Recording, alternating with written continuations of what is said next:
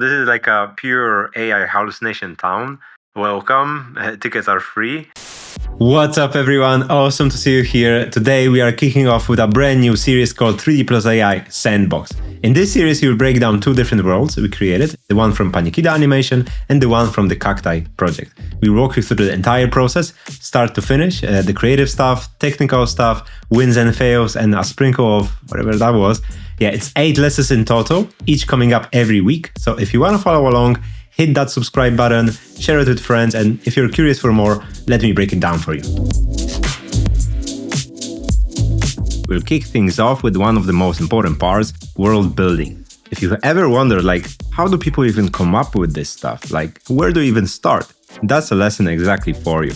And the good news, you don't need to have a galaxy brain to come up with cool ideas. It's really about being creative at the right moment, and we will show you exactly when those moments are.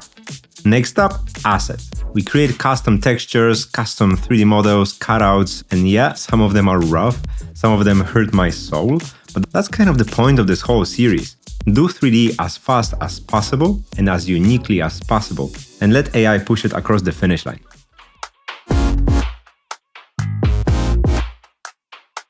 Moving on, we have 2 lessons for all my 3D nerds out there. We'll break down the scene setup, lighting techniques, and sprinkle some cool compositional ideas. This is where 3D+AI Sandbox really shines. It's all about working smart. It's cutting corners wherever you can and putting effort where it actually matters. Halfway through, then comes post-production. We will go around 6 or 7 different images, share lots of tricks to recover details and actually prep for animation. And I absolutely love these. This is where the final images come together. This is the secret sauce behind the entire workflow.